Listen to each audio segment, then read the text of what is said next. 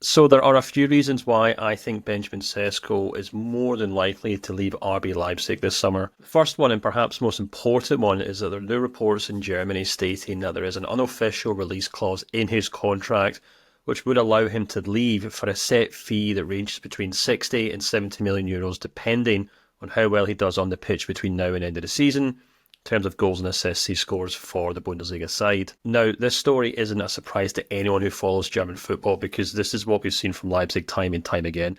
They make no qualms about selling their best players for the right price, and they've had these kind of unofficial gentlemen's agreements with players in the past. Christopher Nkunku, Dominic Szoboszlai, Josko Guardiol, and usually what it means is they're just happy to sell players at a set price when that price has been agreed between the club and the player. And it seems as though they've done exactly this with Šeško as well. The other big thing that we have to remind is that RB Leipzig might not qualify for the Champions League next season. Now, they're only 3 points off the top four, which would make you think that's not much to worry about.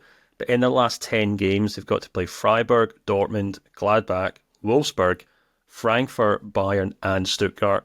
And there's nothing to really suggest that they could go along and win most of those games based on their form in the league this season. And crucially, if they don't qualify for that tournament, there have been reports stating the club would have to sell a number of star players like Xavi Simons, Castillo Lukeba, and of course Šeško. Now, that's because Leipzig, despite being owned by Red Bull, very much have to pay their own way as an individual club.